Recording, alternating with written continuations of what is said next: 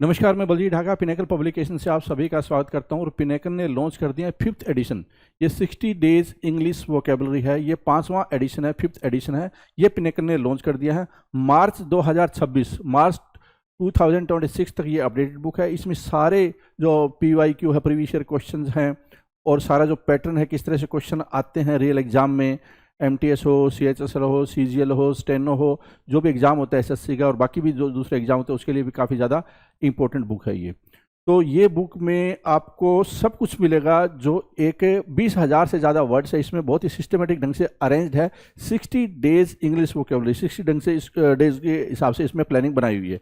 और ये कहाँ पे मिलेगी? अमेजन, फ्लिपकार्ट, स्नैपडील, मीशो और ये लोकल बुक शॉप पे मिलेगी। एक चीज़ ध्यान रखो, पिनेकल की किताब पे हमेशा ये यूनिक बुक आईडी होती है और एक वाटरमार्क, आपको हॉलमार्क मिलेगा, कहीं पे भी हॉलमार्क मिलेगा आपको, और यूनिक आईडी होती है। इससे ये पता चलता है कि ये बुक है ऑथेंटिक है। ध्यान रखिए, मार्केट में नकली किताबें, स्पेशली फ्लिपकार्ट पे नकली किताबें देखने को मिली है, जैसे मैथ की किताब है, रीजनिंग है, इंग्लिश है, GS है, और वो फर्जी बुक सेलर है, बेच रहे हैं। तो आपको इस बात का ध्यान रखना कि अगर ये चीज़ नहीं है तो आपको तुरंत उस किताब को वापस लौटा देनी चाहिए। और अगर आप ऑफलाइन खरीद रहे हैं तो ये यूनिक आईडी बहुत ज़्यादा ज़रूरी है। इससे आपको ऑथेंटिक किताब मिलेगी। ठीक है, अब मैं आपको दिखा देता हूँ कि इसमें और क्या फीचर, आपको देख लिया होगा आपने किस तरह से किताब है। ठीक है, इसमें 20,000 से ज़्यादा वर्ड है। मार्च 2026 तक अपडेटेड है। 60 डेज सेल्फ प्रिपरेशन मॉड्यूल इसमें दिया हुआ है ताकि आप बेटर प्लानिंग बना पाएं। पेपर क्वालिटी, बाइंडिंग, फॉन्ट, अगर आप ओरिजिनल किताब हमेशा लीजिए जिससे कि आपको बेटर सब कुछ मिले। ठीक है, पिनेकल की साइट पे आपको इसको रजिस्टर कर लेना है जो यूनिक आईडी से। इससे आपको कुछ पॉइंट मिलेंगे जिससे आप पिनेकल का टेस्ट पास वगैरह या ई बुक वगैरह खरीद सकते हैं। ठीक है, जेन्युइन बुक की गारंटी यही है कि यूनिक आईडी आपको हर किताब पे मिलेगी यहाँ पे। ठीक है, अब मैं आपको इसका इंडेक्स भी दिखा देता हूँ जिससे आपको थोड़ा और आइडिया हो जाए इस किताब के बारे में। देखिए, यहाँ पे जाइए आप, इंडेक्स, वन वर्ड सब्स्टिट्यूशन मिलेगा आपको जो कि एग्जाम में बहुत ज़्यादा आते हैं। फिर idiom, phrases, internet, synonyms, spelling, homonyms, confusing words, root words, phrasal verbs, vocabulary for speaking, miscellaneous, last week revision plan. ठीक है, ये भी इंपॉर्टेंट है कि आखिर में आपको क्या पढ़ लेना चाहिए, जो इंपॉर्टेंट चीज़ आपको बताई जाएगी। और ये डे 1, डे 2 इस तरह से प्लानिंग दी हुई है। जो रियल में एग्जाम में क्वेश्चन है वो भी सारे दिए हुए हैं। इस तरह से आप इसको देख सकते हैं। तो इस किताब को फॉलो करके जो मार्केट में आपको ये बेस्ट किताब मिलेगी, ये गारंटी है। जब आप इसको पढ़ेंगे आपको बिल्कुल समझ में आ जाएगा कि ये क्यों बेस्ट किताब है। ठीक है, ये सारी चीज़ यहाँ पे आपको दी हुई है, तो इस किताब को जरूर फॉलो करें। ठीक है, और कुछ वर्ड है उसके सामने हिंदी में भी मीनिंग दिया हुआ है जिससे कि कुछ बच्चे समझ ना पाए किसी चीज़ को, तो हिंदी में भी बता दिया गया साथ में। तो ये किताब आपको जरूर ले लेनी चाहिए, 60 डेज इंग्लिश वोकेबलरी। और पिनेकल की 60 डेज इंग्लिश ग्रामर भी आती है, वो भी आपको जरूर आपके पास होनी चाहिए। इसके अलावा जो प्रीवियस ईयर के ऊपर होती है, पिनेकल की जो क्वेश्चन है MCQ फॉर्मेट में, वो है 7600 वाली किताब, SSC इंग्लिश 7600 MCQ। ओके, तो इसके पहले वन वर्ड सब्स्टिट्यूशन हुआ था आपके पेपर का। इस वाले बुक का वन वर्ड सब्स्टिट्यूशन हमने कर लिया है पूरे आई थिंक करीब 2000 या 3000 के आसपास वर्ड हमने करे हैं।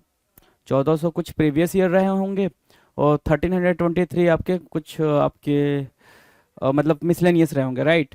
तो ये कुछ हमने वन वर्ड सब्स्टिट्यूशन कर रखे हैं। बात करने वाले हैं एडियम्स के बारे में, और एडियम्स में भी बात करेंगे एडियम्स बिगिनिंग विथ ए, ऐसे एडियम्स जो ए से स्टार्ट हो रहे हैं। ठीक है, लेटर ए से जो स्टार्ट होंगे उनकी बात करने वाले हैं। तो आज बिना टाइम को वेस्ट किए हुए, बिना टाइम को गवाए, अपने क्वेश्चन नंबर 1 पे आते हैं। क्वेश्चन नंबर 1 क्या कह रहा है? हर एक वर्ड को समझेंगे, इडियम्स को समझेंगे, प्यार से बिल्कुल डिटेल में समझेंगे, कहीं से कोई परेशानी वाली बात नहीं है आपके लिए। पहला क्वेश्चन ये कह रहा है कि अ बंडल ऑफ नर्व्स, ध्यान से देखना मैंने क्या लिखा, अ बंडल ऑफ नर्व्स। अब ये अ बंडल ऑफ नर्व्स की मीनिंग क्या होगी? अब ऐसे समझो, नर्व्स क्या होते हैं भाई? आप कहते हो ना नर्व चेक करना, जरा नर्व्स चेक करना, नर्व्स है ना, नर्व्स समझते हो ना? ठीक है, नर्व्स है ना, नर्व्स मीन्स वो जो आपकी क्या जा रही है भाई, सारी की सारी वेन जा रही हैं आपकी बॉडी के अंदर, सारी की सारी वेन जा रही हैं। अगर मैं बोलूं कि सारे वेन को एक साथ दबा दिया जाए, एक साथ दबा दिया जाए, है ना, सारे वेन को एक साथ दबा दिया जाए, एक पूरा गट्ठर बना दिया जाए, तो कैसा फील होगा आपको? कैसा फील होगा भाई? अच्छा लगेगा? नहीं, बिल्कुल नहीं लगेगा सर, बिल्कुल अच्छा नहीं लगेगा। अच्छा नहीं लगेगा, आपको बेचैनी हो जाएगी। क्या हो जाएगी? बेचैनी हो जाएगी, बिल्कुल परेशान हो जाओगे, घबरा जाओगे, कहीं सर मार तो नहीं रहे हैं, है ना, ऐसी वाली फीलिंग आने लग जाएगी। तो अ बंडल ऑफ नर्व्स के लिए क्या बना हुआ है भाई? बहुत घबराया हुआ। क्या चीज? बहुत घबराए हुआ, अ बंडल ऑफ नर्व्स, आपकी नर्व्स को अगर सारे बंडल गट्ठर बना दिया जाए तो आपके अंदर जो बेचैनी आएगी, जो घबराहट आएगी, उसी को बोलते हैं क्या, अ बंडल ऑफ नर्व्स। याद रहेगा भाई, अ बंडल ऑफ नर्व्स, याद रहेगा, भूलेगा तो नहीं, अ बंडल ऑफ नर्व्स, पक्का ना, याद रहेगा। चलो, अ बंडल ऑफ नर्व्स हो गया। A back stabber, a back stabber, अब ध्यान दो क्या बोल रहा है, अ एक बैक स्टैबर, STABBER, स्टैबर, यही लिखा हुआ है, देखो ध्यान से, यही लिखा हुआ, back stabber. Stab means what, stab, है ना, स्टैब मीन्स किसी को मारना, काटना, थ्रू समथिंग, किसी चीज की हेल्प से किसी को काटना, उसको बोलते हैं स्टैब करना। कहते हैं भाई उसने उसको स्टैब किया टू डेथ, है ना, कब तक स्टैब करा, जब तक उसकी डेथ नहीं हो गई, जब तक क्या नहीं हो गई भाई, सामने वाले की डेथ नहीं हो गई, तब तक उसको स्टैब करता रहा। स्टैब करता रहा मतलब काटता रहा, काटता रहा, काटता रहा, जब तक उसकी डेथ नहीं हो गई। तो स्टैब मीन्स काटना, है ना। तो स्टैब मीन्स क्या, मैं भोंकना लिख सकता हूँ, छुरा भोंकना, है ना, ठीक है, भोंकना, ठीक है। अब आ जाओ, बैक मतलब क्या, पीठ लिख सकते हैं, हाँ जी सर, है ना, पीठ लिख सकते हैं, बैक मतलब क्या, पीठ, राइट। तो अब बैक स्टेबर का मतलब ये हो गया भाई कि एक ऐसा इंसान जो पीठ में छुरा घोंपता हो, पीठ में छुरा भोंकता हो। अच्छा, जो पीठ में छुरा भोंकता हो वैसा इंसान कौन होता है भाई, अब बैक स्टेबर होता है सर, बैक स्टेबर होता है पक्का, एक सेकंड जी, हाँ, बैक स्टेबर होता है। अब ऐसे पर्सन को आप क्या बोल सकते हो, ऐसे पर्सन को चीटर भी बोल सकते हो, है ना, जिस पे भरोसा ना किया जा सके वो भी बोल सकते हो। तो वही बोल रहा है कि a person is a back stabber who unexpectedly betrays your trust, है ना। एक ऐसा पर्सन जो बैक स्टैबर होता है, वो पर्सन बैक स्टैबर होता है जो अनएक्सपेक्टेडली, जिस पे आप भरोसा ना किए हो, बिल्कुल अनएक्सपेक्टेड हो आपका, कि मतलब भाई ये तो मेरे साथ ऐसा नहीं करेगा, ऐसी वाली बात। तो भाई जिस पे ये होता है भाई कि मतलब ये ऐसा नहीं करेगा भाई, वही गड़बड़ कर देते हैं, ठीक है। तो पीठ में चूरा भोंकने वाला, भोंकने लिखा हुआ है, भोंकने होता है भाई, है ना, ठीक है, पीठ में छुरा भोंकने वाला। अब बैक स्टैबर, बैक से याद रखना, अब बैक स्टैबर, बैक को स्टैब करने वाला, राइट। अब बंडल ऑफ नर्व्स, नर्व्स को अगर हमने दबा दिया तो आने वाली बेचैनी घबराहट को बोलते हैं क्या, अब बंडल ऑफ नर्व्स। दो क्वेश्चन आपके डन है भाई, तीसरे पे आ जाओ। अब बैड ओमेन, क्या, अब बैड, बैड मीन्स खराब, ओमेन, ओमेन, ओमेन से क्या याद रखेंगे, संकेत, ओमेन से क्या याद रखेंगे, संकेत, है ना, ओमेन से याद रखना है आपको संकेत। अ बैड ओमेन, ओमेन से याद रखा आपने संकेत, तो जरा ध्यान दो, एक बुरा संकेत, है ना, एक बुरा संकेत। अब बैड ओमेन क्या हुआ भाई, एक बुरा संकेत। अब जैसे बिल्ली रास्ता काट जाती है, बिल्ली रास्ता काट गई, ठीक है, कभी कभी ये होता है कि नॉर्मल बिल्ली रास्ता काट गई, कभी कभी ये होता है ब्लैक वाली बिल्ली रास्ता काट गई, है ना। तो उसके भी एक्सप्लेनेशन आपके अलग अलग होते हैं। नॉर्मल बिल्ली रास्ता काट गई, अच्छा ठीक है, थोड़े बहुत दुर्घटनाएं हो सकती हैं, थोड़े बहुत बुरे संदेश आ सकते हैं, राइट। लेकिन काली वाली बिल्ली रास्ता काट गई तो बहुत बड़ा खतरा आने वाला है ना। ये हमने इंटरप्रिटेशन बना रखा है, ये हमारी थिंकिंग हो गई है, इस बात को अंडरस्टैंड कर लिया होगा आपने। तो अब बैड वुमेन का मतलब क्या हो जाएगा, अब बैड ओमेन का मतलब क्या हो जाएगा भाई, अब बैड ओमेन मतलब क्या, अशुभ संकेत की बात करना, अशुभ संकेत की बात करना, अशुभ संकेत, है ना, अनशुभ नहीं है भाई, अशुभ है, अनशुभ जैसा कुछ नहीं है।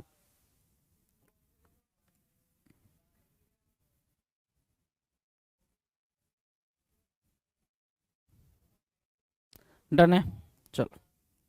अशुभ संकेत, an indication that something bad is about to happen, an indication that something bad is about to happen, that is what a bad omen। a backstabber और दूसरा क्या था भाई, a bundle of nerves, तीन हो गया भाई, a bundle of nerves, a backstabber और a bad omen। चौथा क्या कह रहा है, a ballpark figure, क्या भाई, a ballpark figure, a ballpark figure क्या होता है भाई, a ballpark figure, मैं क्यों लिख देता हूं, कभी सोचा है आपने, यहाँ लिखा हुआ तो है, मैं वही एक्सप्लेन करता हूँ क्यों लिखता हूँ, ताकि आप भी इसको नोट डाउन करो, आप भी नोट डाउन करो। जब नोट डाउन करोगे तो उसका मतलब खुद ही आपके दिमाग में चलने, अच्छा ये चीज मैंने लिखी हुई थी। तो अब बाल पार्क फिगर का मतलब क्या हो जाता है भाई, कोई भी ऐसी सिचुएशन, कोई भी ऐसी कंडीशन जिसके बारे में आपको बेहतरीन तरीके से पता ना हो, लेकिन आपने क्या कर लिया हो, एक रफ आइडिया लगा लिया हो भाई, क्या, एक रफ आइडिया लगाना, है ना, क्या, एक रफ आइडिया लगाना, अनुमान लगाना, रफ आइडिया, राइट, थोड़ा बहुत उसके बारे में सोचना समझना, एक रफ आइडिया लगाना, इज कॉल्ड अ बाल पार्क फिगर, अ बाल park figure, an acceptable rough accurate approximation, acceptable मतलब ठीक है, जैसे कि आप कहते हो ना कि मुझे उस बारे में तो उतना तरीका से पता नहीं है, लेकिन मैं एक मोटा मोटा आइडिया लगा सकता हूँ, ठीक है, कि हाँ ये बात ऐसी कुछ हुई होगी, है ना। आप कहते हो बिल्कुल डेप्थ में नहीं पता, लेकिन एक मोटा मोटा आइडिया लगा सकता हूँ कि ऐसा कुछ हुआ होगा। तो जो मोटा मोटा आप आइडिया लगाते हो उसी को बोलते हैं अबाल पाक फिगर। क्या बोलते हैं भाई? अबाल पाक फिगर। याद रहेगा अबाल पाक फिगर। चलो नेक्स्ट पे आते हैं। अ बेयर फेस्ड लाई, ध्यान से देखना भाई, क्या बोल रहा है भाई? अ बेयर फेस्ड लाई। अब इसको समझने के लिए थोड़ा सा दिमाग को ओपन करना तो समझ आ जाएगा। बेयर मतलब क्या? बेयर फुटेड बोलते हैं, नंगे पैर। बेयर फुट बोलते हैं नंगे पैर, ठीक है। अब नंगे पैर पैर के अलावा यहाँ पे लिखा हुआ क्या? A bear face. A bear face मतलब नंगा चेहरा। नंगा चेहरे का मतलब क्या? नंगा चेहरा वाला झूठ नहीं, नंगे चेहरे वाला झूठ नहीं, बिल्कुल मुंह पे झूठ बोलना। ऐसा झूठ बोलना कि लगे कि भाई कि पकड़ में आ जाए, वो वाला झूठ जो बिल्कुल पकड़ में आ जाए, उसको बोलते हैं क्या? अ बेयर फेस फेस लाई। क्या बोलते हैं भाई? अ बेयर फेस लाई। बिल्कुल वो क्या होगा भाई? वो झूठ पकड़ में आ जाएगा, उसमें कहीं कोई दिक्कत नहीं है। अ बेयर फेस लाई की मीनिंग क्या होगा भाई? जो झूठ पकड़ में आ जाए। तो a bold and brazen untruthful statement, a shameless obvious lie. क्या? अ शेमलेस या ऑब्वियस लाई, ठीक है ना। या फिर एक ऐसा बोल्ड और ब्रेजन अनट्रूथफुल स्टेटमेंट जिसको जो तुरंत आपके समझ में आ जाए कि भाई ये झूठ बोल रहा है, पक्के पक्के से झूठ बोल रहा है, राइट। तो उसको बोलते हैं a bare faced lie. Clear है? अ बेयर फेस्ड लाई याद रहेगा भाई? कोई दिक्कत परेशानी नहीं ना? चल, a bit beyond my ken. A bit beyond my ken. A bit beyond my ken. A bit beyond my ken, ठीक है ना। अब केन से कहीं ना कहीं ये याद रखना कि अपनी अंडरस्टैंडिंग। केन से क्या याद रखोगे? अपनी understanding,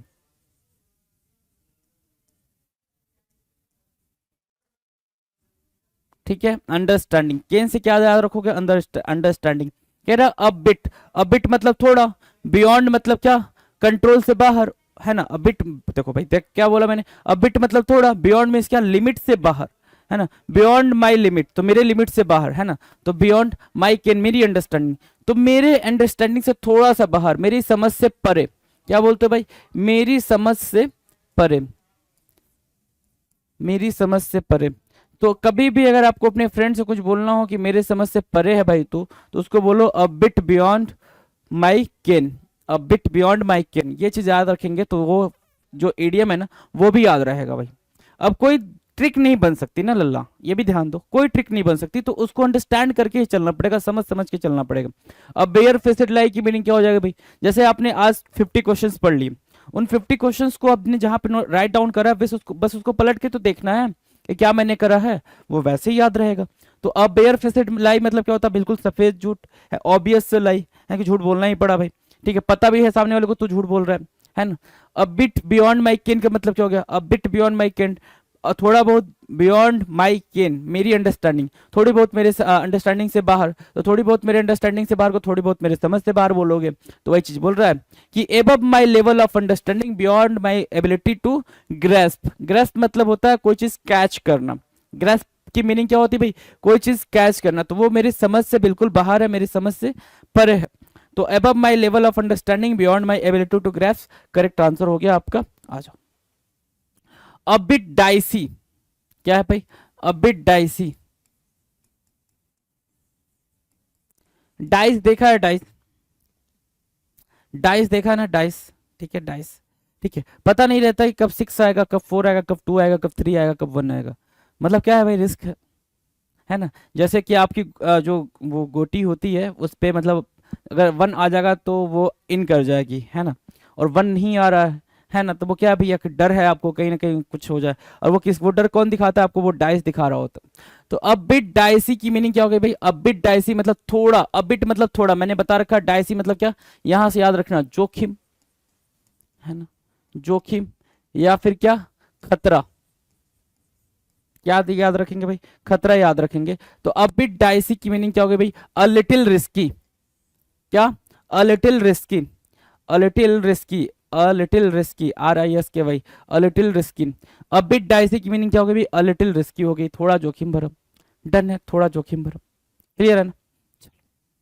a bit Doge, Dodge करना है ना, मनमानी करना है ना, a bit Doge. A bit Doge की मीनिंग क्या होगी भाई? अ बिट डॉजी की मीनिंग होती है डिसऑनेस्ट। अ बिट डॉजी, किसी को डॉज करना, किसी को क्या करना भाई, ठीक है। अ बिट डॉजी, अच्छा डॉजी बोल रहा है, हेलो। अ बिट डॉजी का मतलब क्या हो गया भाई? डिसऑनेस्ट ना, डिसऑनेस्ट है ना, बेईमानी, डिसऑनेस्ट बेईमान, ठीक है ना। अ बिट डॉजी हो गया। अ बिट डाइसी, क्या जोखिम से भरा, अ little risky, a little risky यहाँ से, अ बिट डॉजी डिसऑनेस्ट यहाँ से। मार्क करेंगे।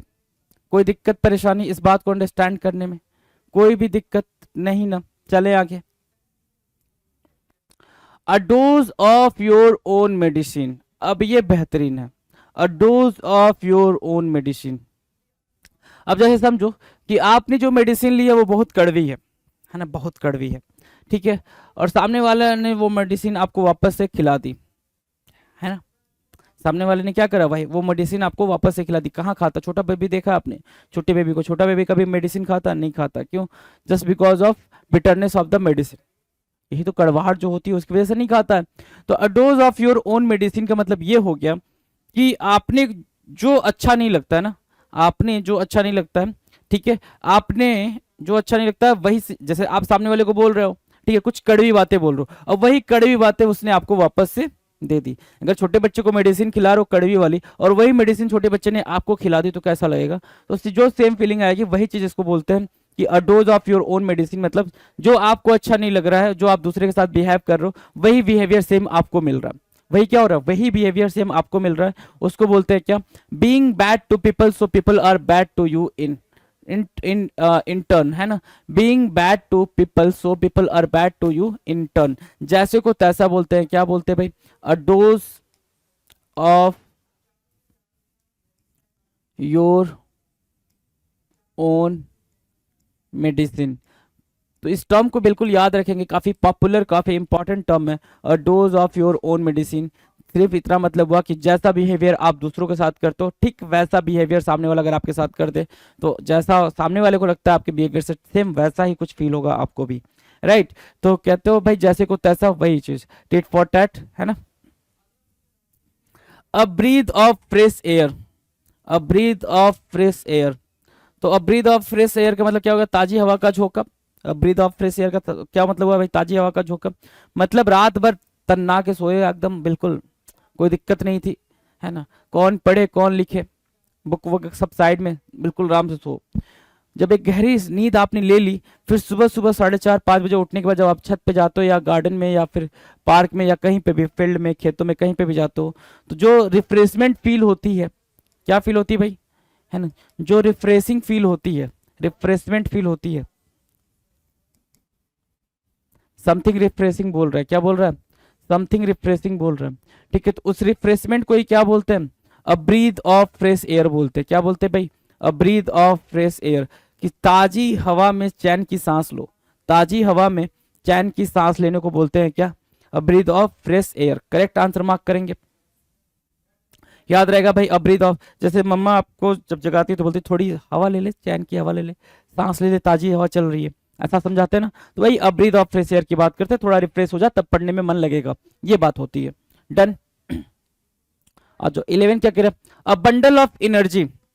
अभी हमने क्या पढ़ा? A bundle of nerves. A bundle of nerves का मतलब कि कोई ऐसा पर्सन जो क्या करे भाई? बहुत ज्यादा घबराया हो, परेशान हो, एंजाइटी हो जिसको, है ना, जो बिल्कुल कंफ्यूज काइंड ऑफ हो, उसको बोलते हैं क्या? A bundle of nerves.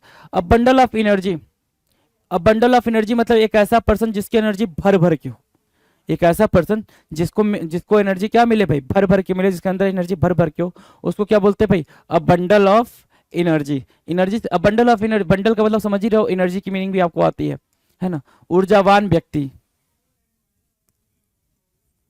ऊर्जावान व्यक्ति, क्या? A person is, a person, एक ऐसा person who is packed full of power and energy, who is packed full, full of power and energy, जिसके अंदर फुल पावर हो, एनर्जी हो, उसको क्या बोलते हैं? बंडल ऑफ एनर्जी बोलते हैं। डन है। अब बैक स्लाइडर, बैक स्लाइडर क्या होता है भाई? थोड़ी सी दिक्कत हो तो जो अपने कदम पीछे खींच ले, थोड़ी सी दिक्कत हो जो अपनी कदम पीछे खींच ले, उसको क्या बोलते हैं? अब बैक स्लाइडर बोलते हैं। क्या बोलते हैं भाई? Back slider. तो अब बैक स्लाइडर मतलब ये भी समझ लो लेजी पर्सन भी। क्या? लेजी पर्सन भी, कि थोड़ा सा कुछ हुआ, नहीं भाई नहीं करना, सोने दे, ये वो ऐसी बात है। अब बैक स्लाइडर, राइट। क्या होगा भाई? A lazy irresponsible person who does not support a combined effort, जो सपोर्ट नहीं करता हो भाई कंबाइंड एफर्ट को, एक आलसी लापरवाह इंसान। डन भाई। आ जाओ अगले पे चले, अगले क्वेश्चन पे। 13, एबव बोर्ड। एबव बोर्ड होना भाई, एबव बोर्ड होना।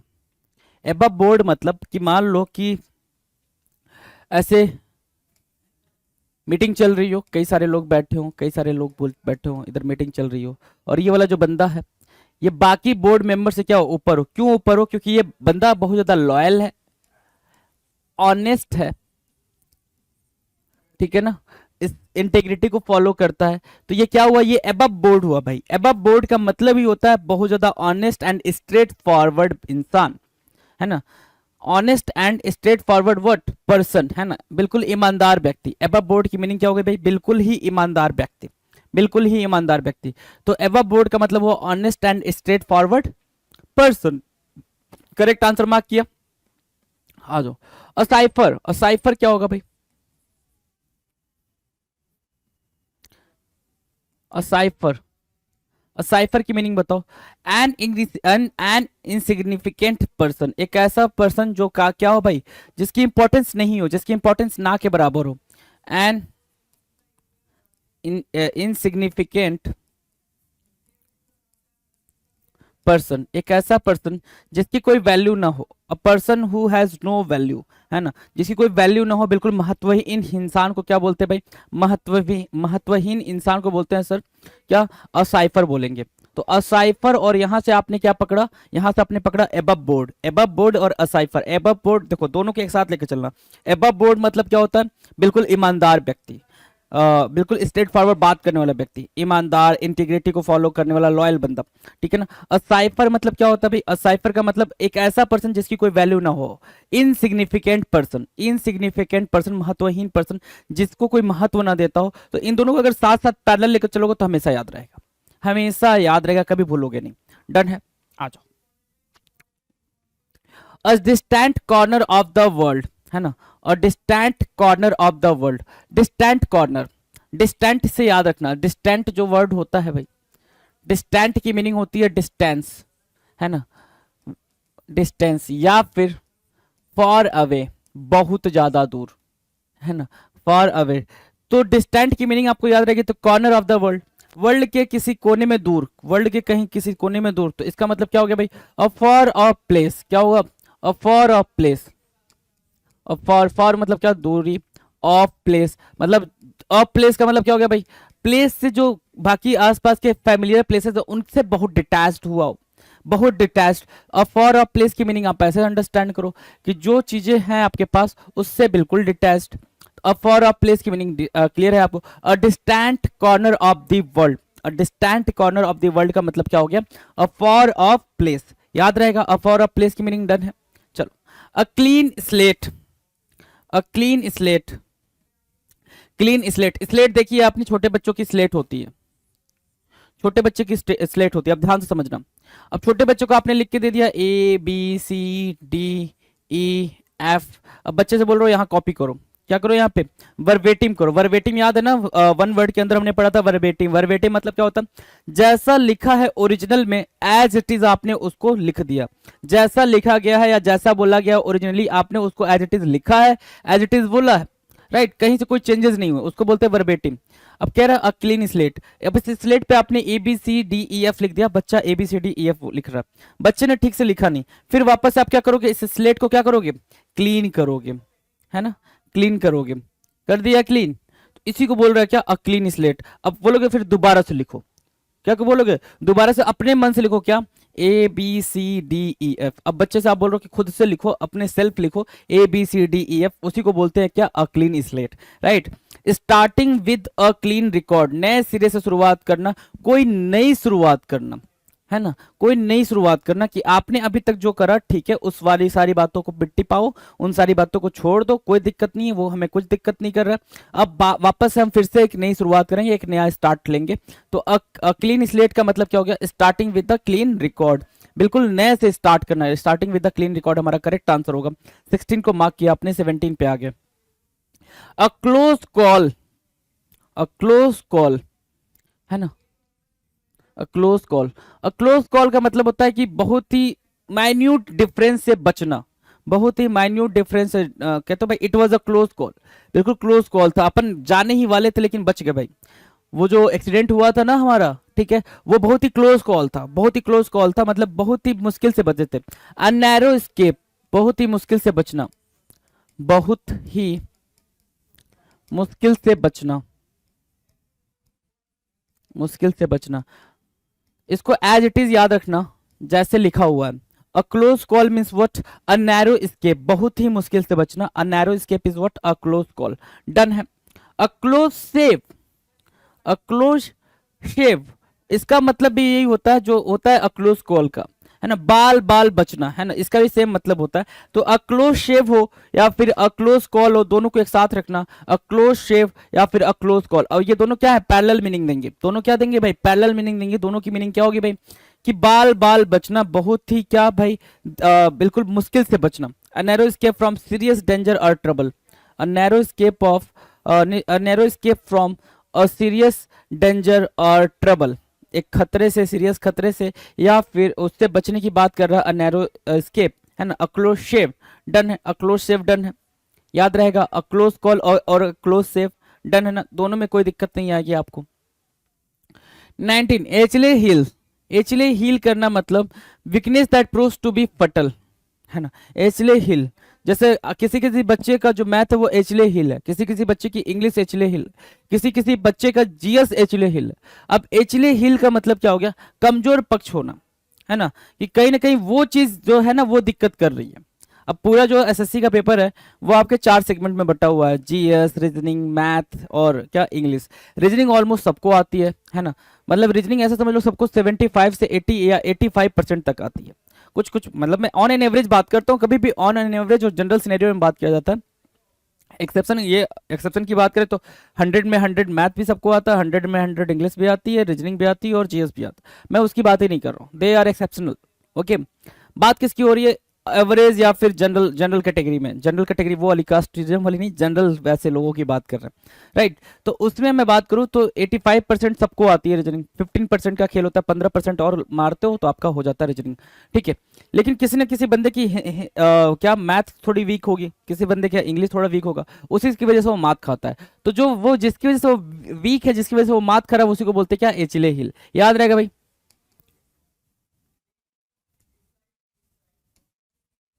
एचिल्स हिल,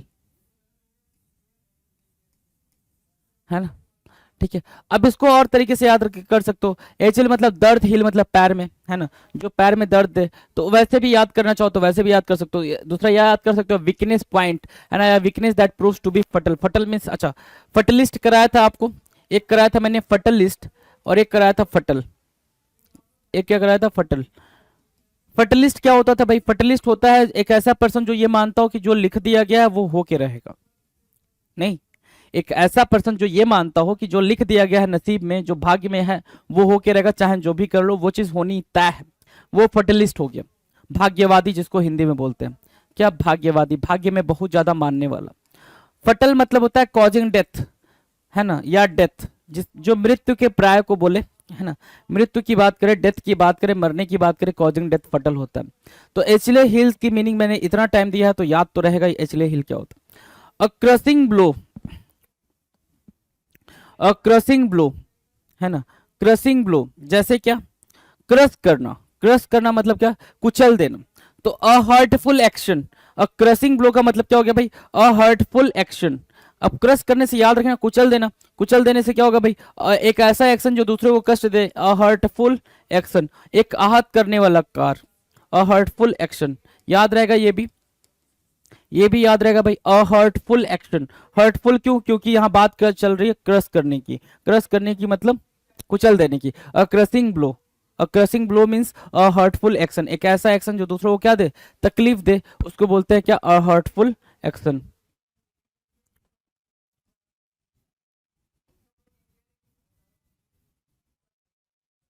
ठीक है भाई, चलो नाउ दिस इज 21। 21 क्या कह रहा, a crying shame, a crying shame, a very unfortunate situation, एक ऐसी सिचुएशन जिसमें आप अपने आप को घिरा हुआ पा रहे हो और उस सिचुएशन के बारे में किसी से एक्सप्लेन नहीं कर सकते हो।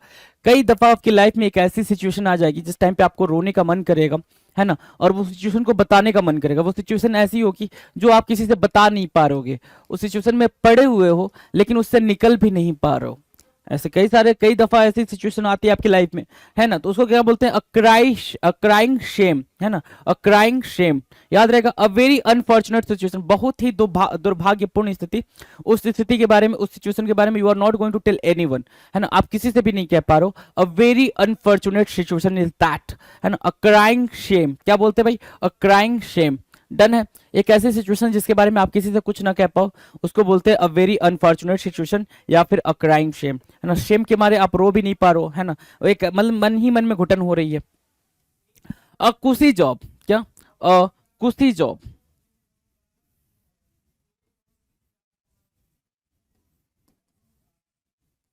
अ कुसी job.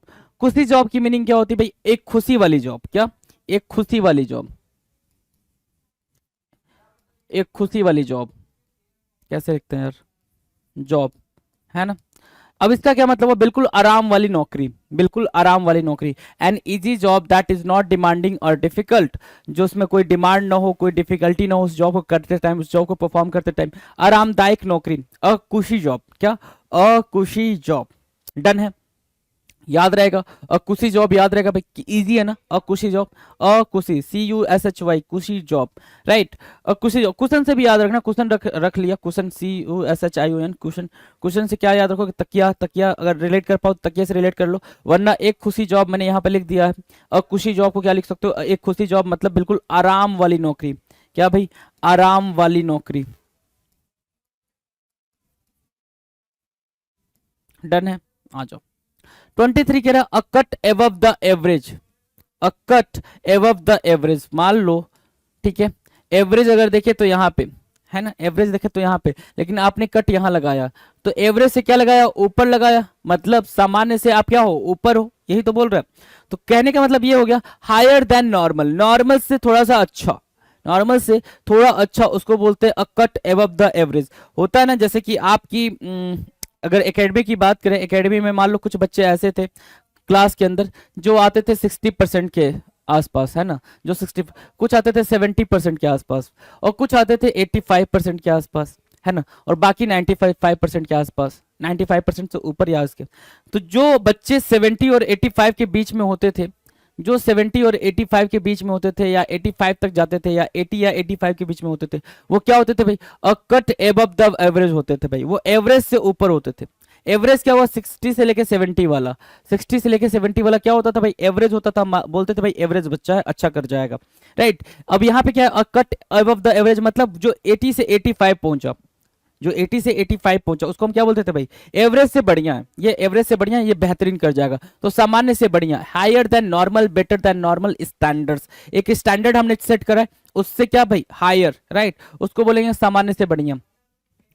Add fuel to fire, add fuel to fire, है ना, जैसे आपके पापा आप पे गुस्सा कर रहे हो, आपके पापा आप पे गुस्सा कर रहे हैं कि नालायक, पढ़ता नहीं है, ये करता है, वो करता है, दिन भर बाइक से घूमता है। तब तक मम्मा आ गई, बोली अरे फोन खरीदने के लिए कह रहा था, एप्पल, एप्पल कोई फोन होता है वो खरीदने के लिए। तब तक पापा ने धर दिया कस के एक धाड़। क्यों धरा, क्यों धरा आपको धड़, क्योंकि मम्मा ने क्या किया, आग में घी डालने का काम करा। मम्मा ने आग में घी डालने का काम करा कि आप को भी डांट पड़ रही थी कि भैया घूम रहे हो दिन भर, और तब तक मम्मा ने बोला कि एप्पल कोई फोन है। पापा को तो एप्पल पता है, मम्मा को शायद एप्पल ना पता हो, ठीक है, मम्मा को शायद प्रोबेबिलिटी है भाई, ठीक है, पापा को पता है एप्पल वाला फोन कौन सा है, और तुम नालायक घूम रहे हो, पढ़ लिख नहीं रहे हो, तब तक पापा ने धरेंगे ना, पापा ने धरना है भाई। तो एड फ्यूल टू फायर का मतलब होता है कि कोई चीज खराब हो उसको और ज्यादा खराब करना, टू मैटर वर्स, है ना, कोई चीज खराब हो उसको और ज्यादा खराब करना, सिचुएशन थोड़ी सी वर्स हो उसको और ज्यादा वर्स करना, is called to make matters worse. तो याद रखना, मेरी बात ध्यान से सुनो, पढ़ना ये है, पढ़ना ये है, एक्सप्लेन भी इसी को करना है, एक्सप्लेन भी इसी को करना है, याद भी इसी को रखना है, क्योंकि काम में हमारे यही आएगा, है ना। बाकी तो ये कहानियां नीचे नीचे बदलती रहेंगी कि टू मेक मैटर्स वर्स, की किसी काम को खराब कर देना, या फिर टू मेक सिचुएशन वर्सेन, है ना, सिचुएशन को और ज्यादा खराब कर देना, वो मीनिंग यहाँ से चेंज होती रहेगी। मीनिंग हमें अंडरस्टैंड यहाँ से करनी है, मीनिंग हमें अंडरस्टैंड यहाँ से करनी है। अ कट एबव द एवरेज मतलब एवरेज से ऊपर, मतलब एवरेज मतलब क्या, नॉर्मल, नॉर्मल से ऊपर, है ना, कोई भी कहीं पे भी इसको यूज किया जा सकता है। डन है, तो 24 भी डन, 25 पे आ जाओ। एडम्स एले, एडम्स एले क्या होता है भाई, एडम्स एले बताएं जरा। एडम्स एले, एडम्स एले को बोलते हैं, अब इसको बिल्कुल याद ही रखना पड़ जाएगा, इसके लिए कोई भी मीनिंग आपके काम नहीं आने वाली है मेरे दोस्त। एडम्स एले को याद रखना पड़ेगा क्या, प्योर वाटर, प्योर वाटर बोलते हैं इसको, क्या बोलते हैं, प्योर वाटर बोलते हैं। एडम्स एले, ADAM' और ALE, एडम्स एले मीन्स व्हाट, प्योर वाटर, बिल्कुल प्योर वाटर की बात कर रहा है, शुद्ध पानी की बात कर रहा है। तो शुद्ध पानी के लिए हम क्या करेंगे भाई, एडम्स एले बोलेंगे। डन है। Add a feather in one's cap, कैसे समझा दूं इसको, अब ऐसे समझो, महारानी है, महारानी विक्टोरिया, सुना होगा आपने नाम, ठीक है।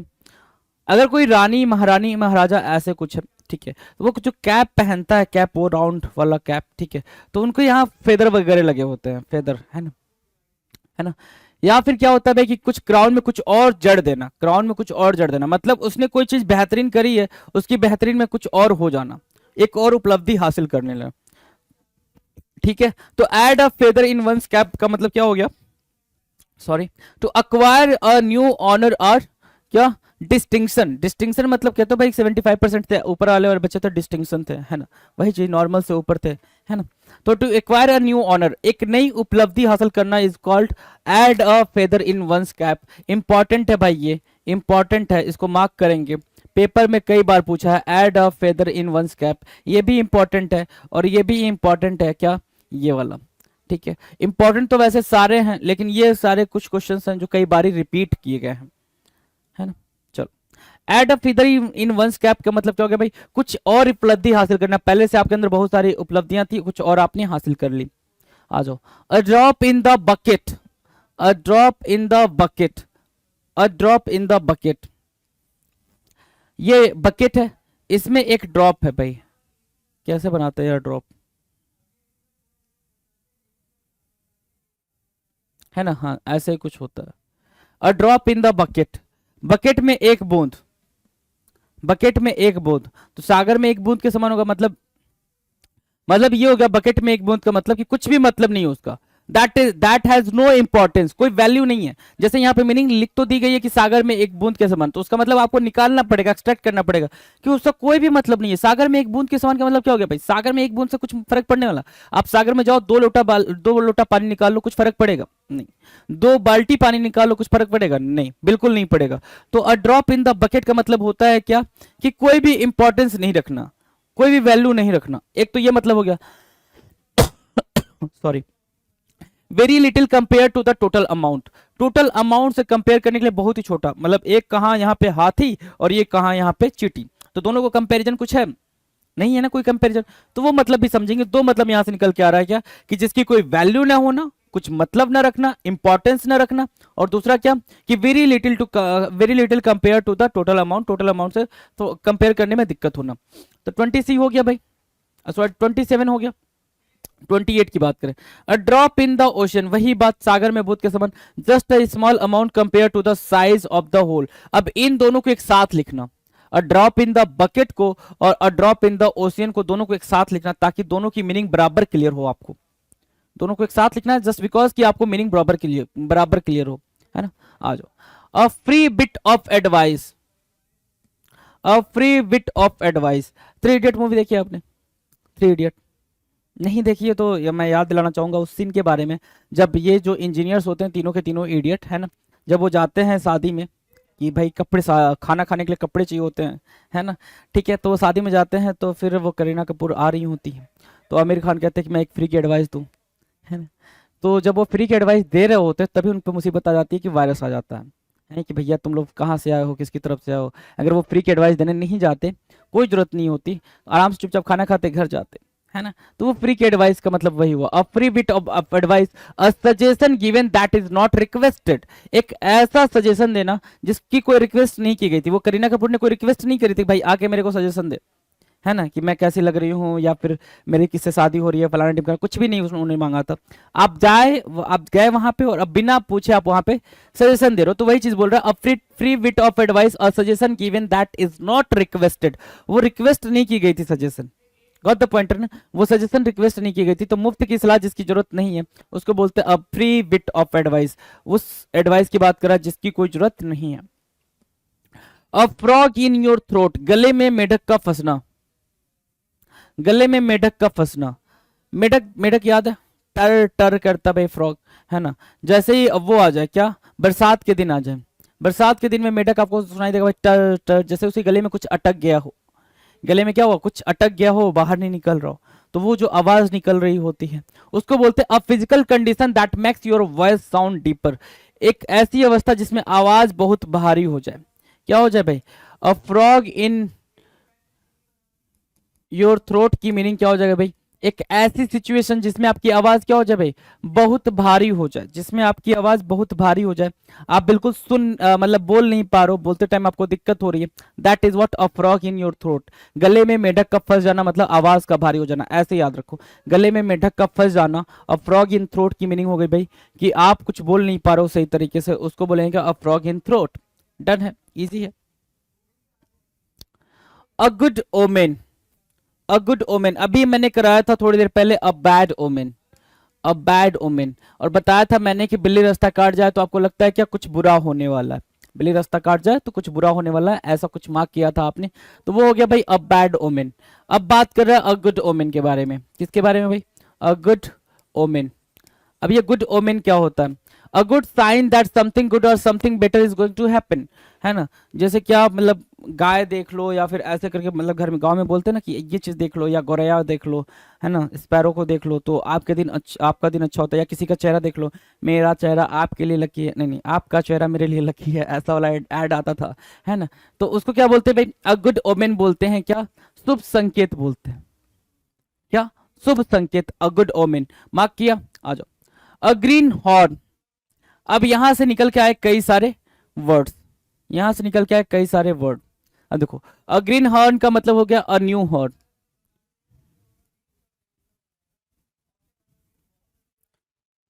अ न्यू हॉर्न, है ना। अब न्यू हॉर्न किसको बोलेंगे, ग्रीन हॉर्न किसको बोलेंगे, एक ऐसा पर्सन जो नया नया आया हो उस फील्ड में, है ना, नया नया उस फील्ड में आया हो।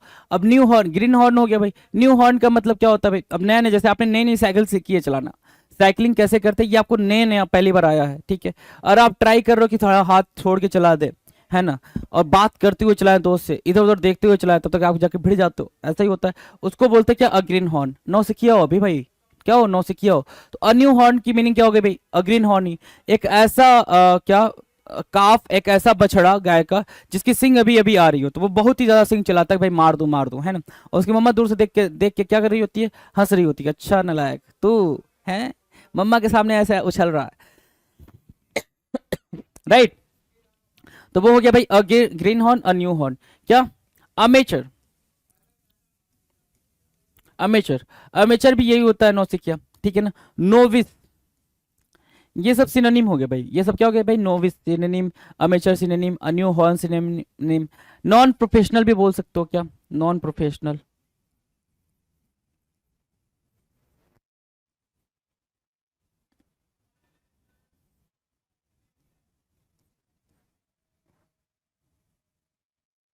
Non professional, right.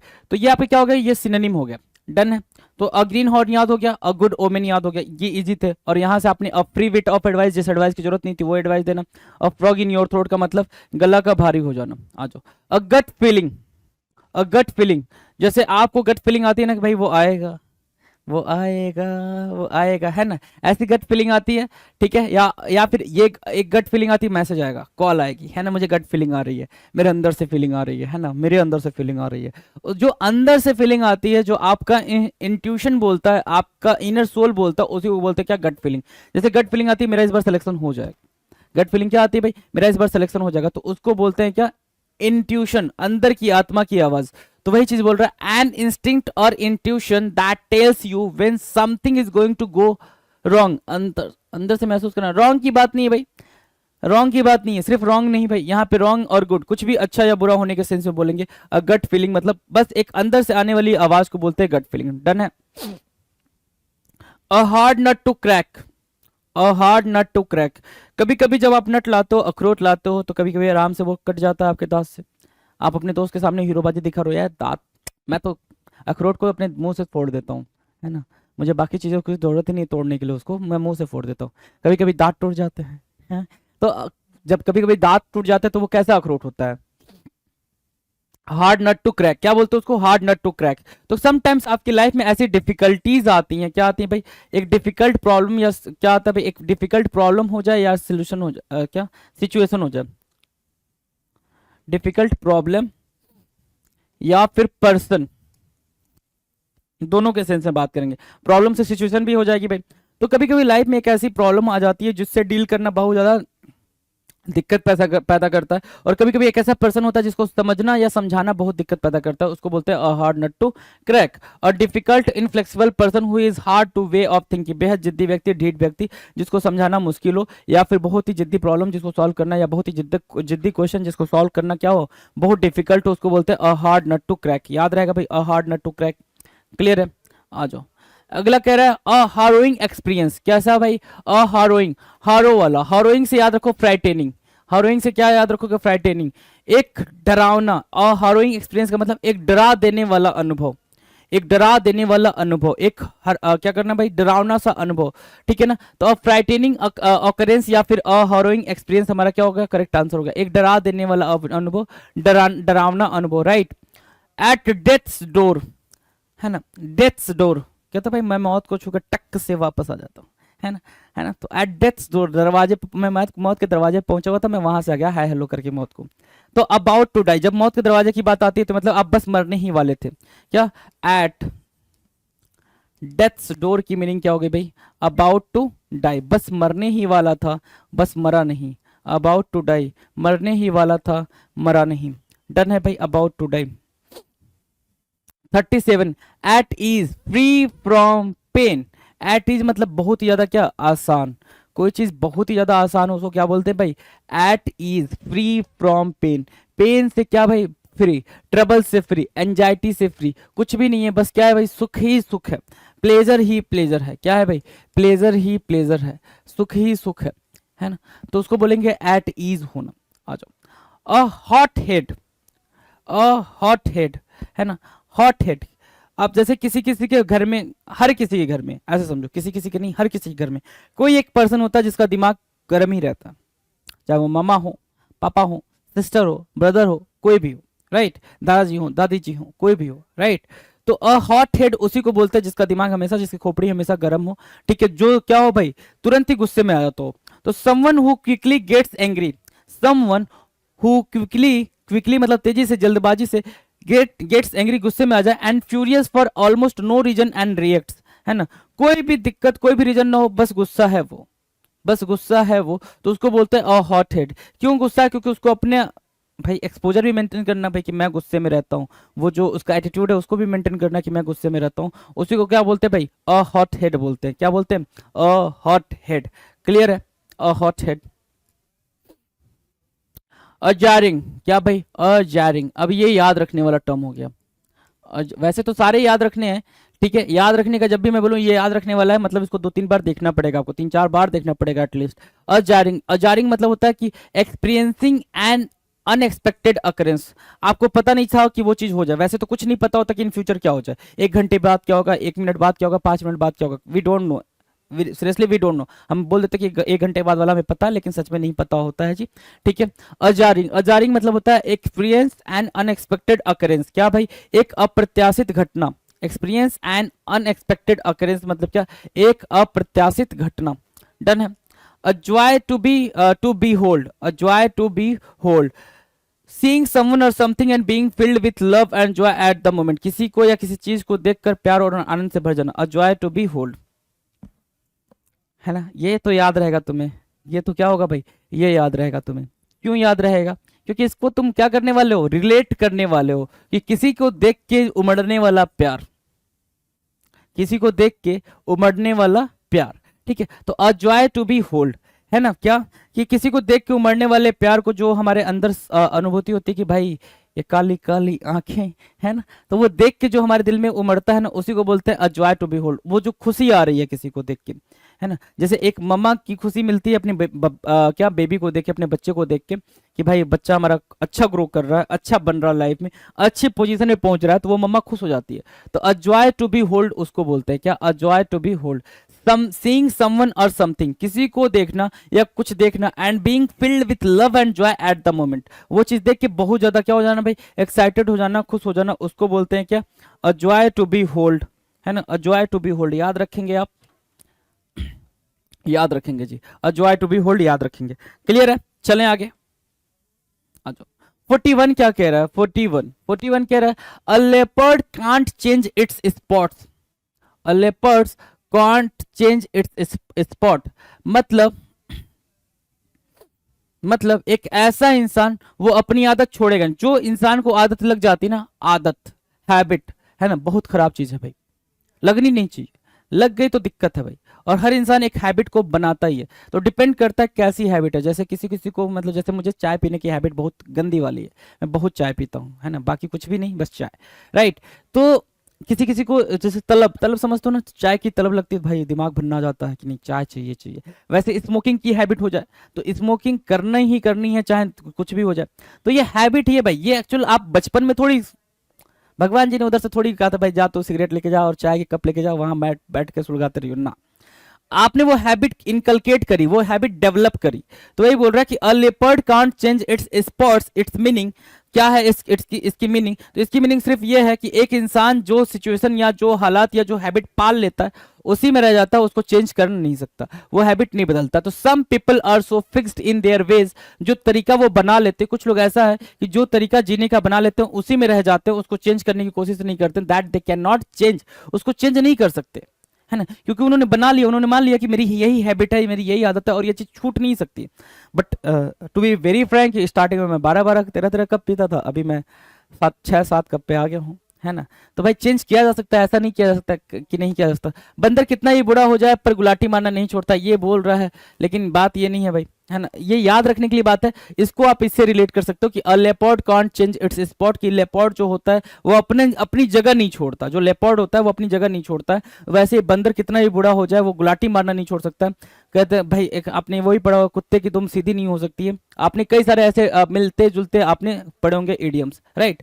A little green, a little green अभी करा था ना हमने, अ लिटिल ग्रीन क्या, अ न्यू क्या, अ ग्रीन हॉर्न करा था,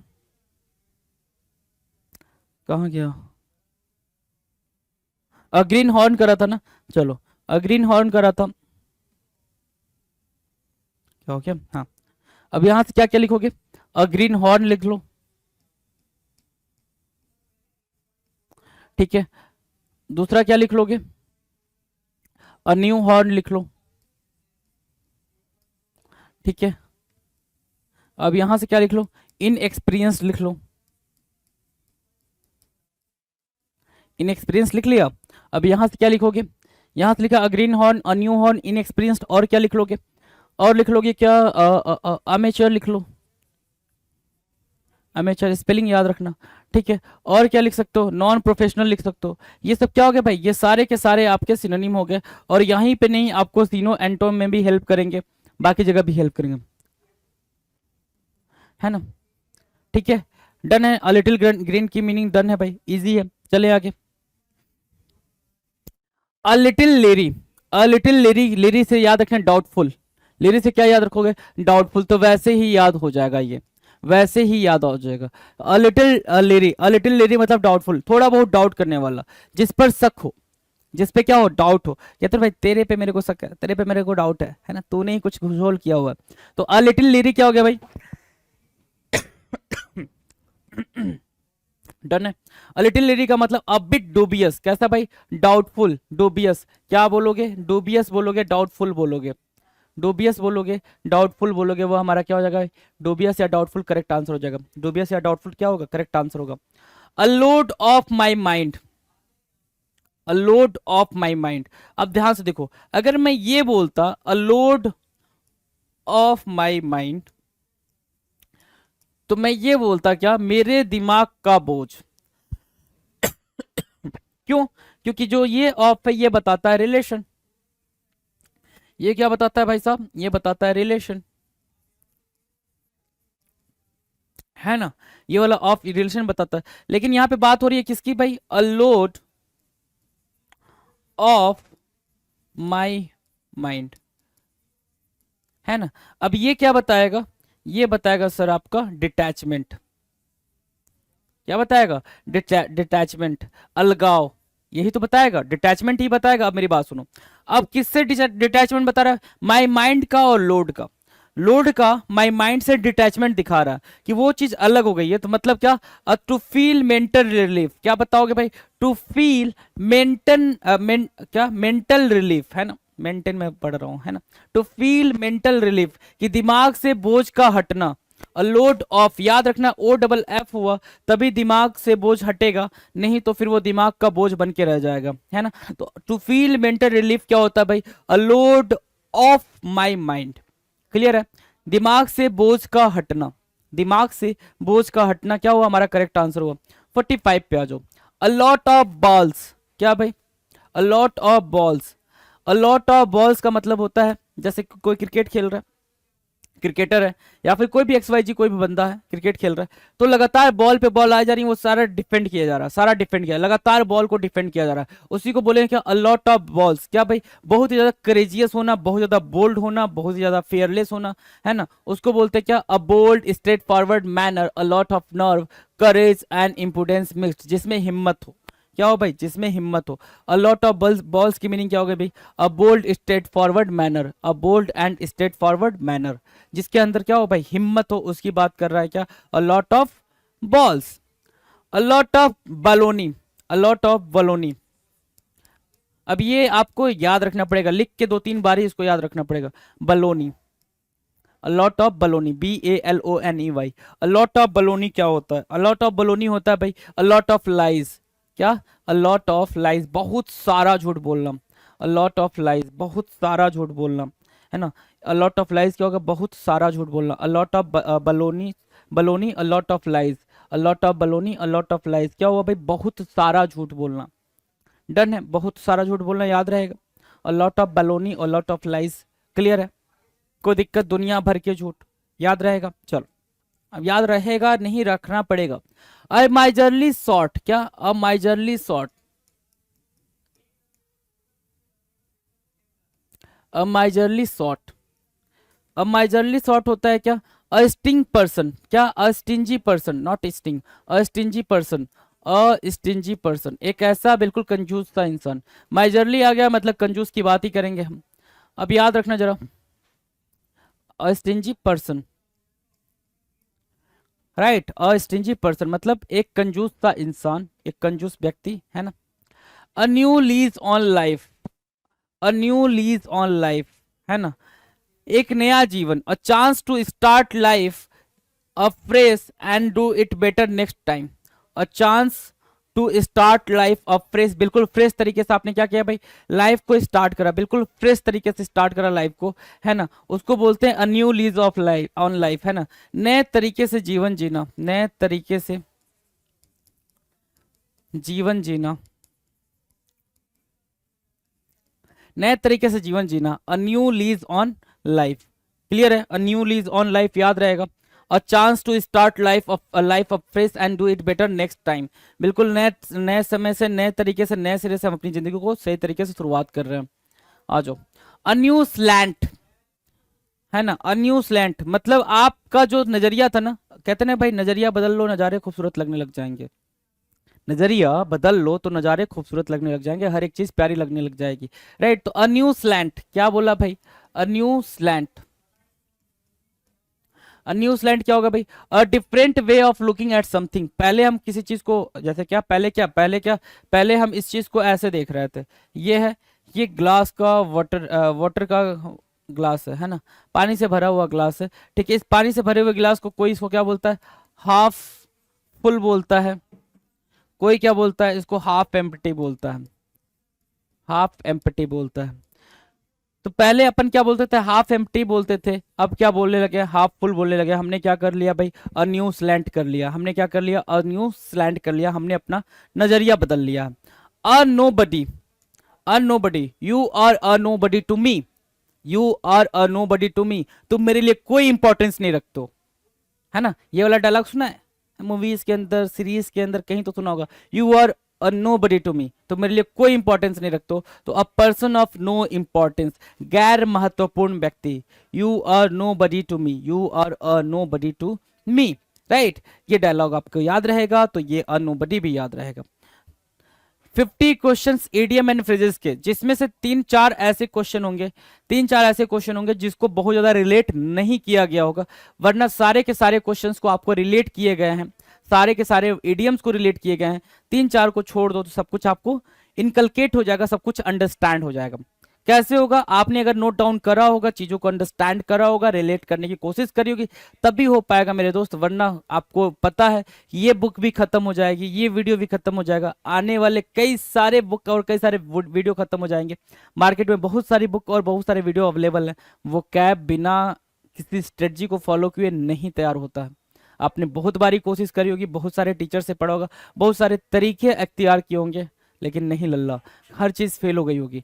तो इस चीज को भी आप अंडरस्टैंड करेंगे, इस चीज को भी समझेंगे, और इस चीज को समझते हुए ही आगे बढ़ेंगे कि मैं बता रहा हूं कि आपको राइट डाउन करना है, उसकी हिंदी मीनिंग भी लिखनी है, इंग्लिश मीनिंग भी लिखनी है। थोड़ी बहुत मेहनत करोगे, ये पेपर जो आ रहा है आपका सीजीएल वाला, जिसमें अभी कम टाइम बचा हुआ है, राइट, लेकिन इसके साथ साथ बाकी अगर किसी भी एग्जाम की अगर आप प्रिपरेशन कर रहे होगे तो वहां पे आपको हेल्प ही करने वाला है। और एक बार अगर शुरुआत कर ली, 6 महीने तक ये प्रैक्टिस कर लिया, तो वो पक्का पक्का डेफिनेटली आपका क्या हो जाएगा भाई, सिलेक्शन तय है, राइट। तो इतनी बात करनी थी, ये 50 क्वेश्चंस के बारे में बात करनी थी। मिलेंगे अपने अगले वीडियो में नए क्वेश्चंस के साथ, तब तक के लिए मस्त होकर पढ़ाई करें जी। Thank you so much. नमस्कार, मैं बलजीत ढाका पिनेकल कोचिंग से आप सभी का स्वागत करता हूं। पिनेकल का जो टेस्ट प्लेटफॉर्म है उसके बारे में आपको बताना चाहता हूं, और वो आपके पास पिनेकल का टेस्ट पास एसएससी का जरूर होना चाहिए। क्यों होना चाहिए? 5 पॉइंट बहुत इंपॉर्टेंट है। एक क्या है कि पिनेकल के पास बहुत सारा कंटेंट है और लेटेस्ट कंटेंट है सारा। तो most relevant test pass, most relevant इसमें टेस्ट होगी, मतलब कि मोस्ट रेलेवेंट टेस्ट सीरीज आपको करने का मौका मिलेगा। एग्जैक्ट पैटर्न मैं आपको दिखाता हूं। देखो, ये टायर 1 से टोटल पास है, आप देख सकते हैं इसको, ये टोटल पास है 2026-27 के लिए, और ये है टायर 2 स्पेसिफिक पास। ठीक है, पिनेकल की वेबसाइट पे जाना आपको इसको, इसके लिए। अब मैं आपको दिखाता हूं कि रियल, देखो क्या क्या फीचर है। रियल एग्जाम पैटर्न, एडुकेटी based pattern, section wise, section wise भी आपको दिखाऊंगा मैं कि एसएससी ने हाल फिलहाल में बहुत सारे चेंज किए हैं, जिसमें कि सेक्शन वाइज जो टेस्ट है, पेपर है, वो आपको अटेम्प्ट करना आना चाहिए। अगर 15 मिनट का टाइम है मैथ का, तो 15 मिनट में आपका होना चाहिए। तो अलग अलग सेक्शन के अलग अलग टाइम दे दिए गए हैं, वो हम देखेंगे। हमने री अटेम्प्ट का फीचर डाला, जिससे कि आप उस टेस्ट को कितनी भी बार दोबारा लगाना चाहें तो लगा सकते हैं। वैसे भी 11,000 से ज़्यादा टेस्ट हैं, लेकिन आप अगर पर्टिकुलर टेस्ट जो आपने दिया उसको दोबारा लगाना चाहते हैं तो लगा सकते हैं।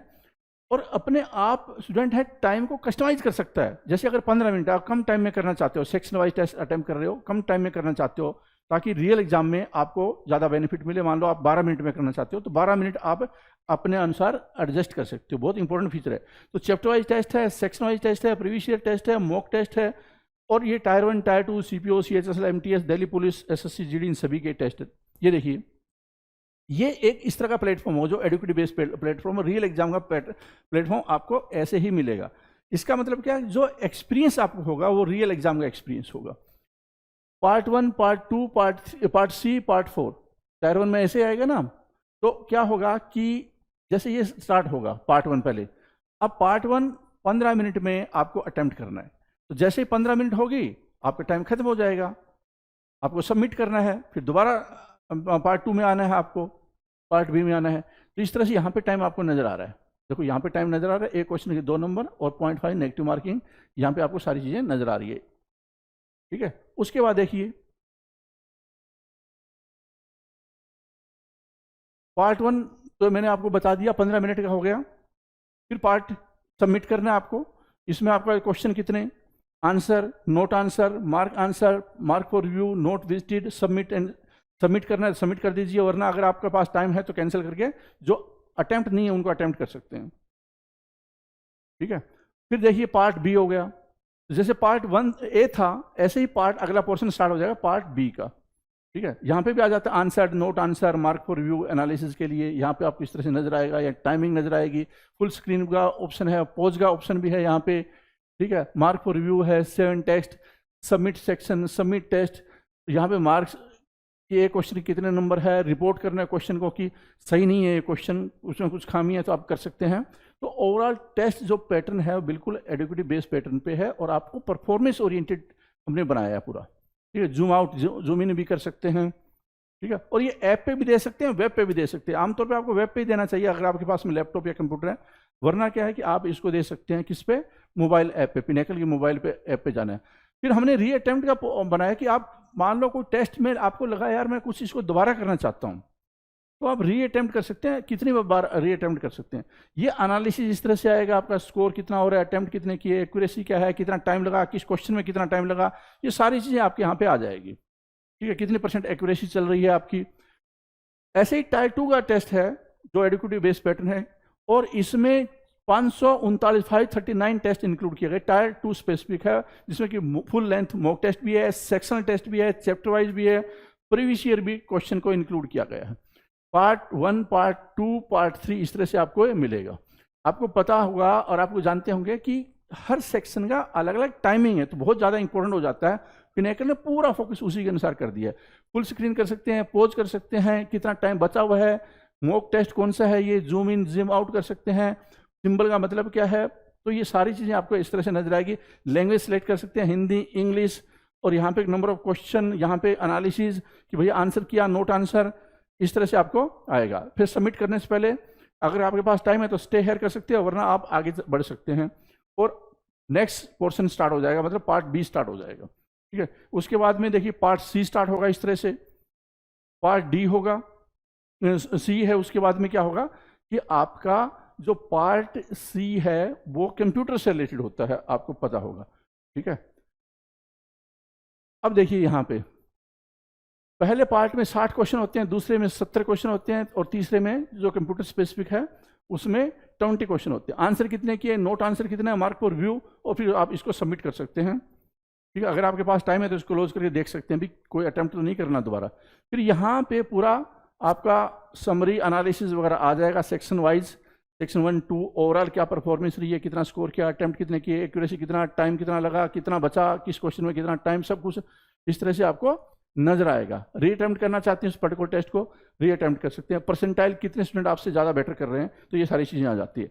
तो पिनेकल का ये मैंने फीचर बता दिया। आपके पास में एडुकेटिव बेस्ड पिनेकल का टेस्ट पास जरूर होना चाहिए। पिनेकल के पास सबसे ज़्यादा कंटेंट है, क्योंकि किताबें इतनी आती है, पिनेकल की लेटेस्ट कंटेंट है, उसका फायदा उठाइए और स्कोर अच्छा कीजिए। All the best.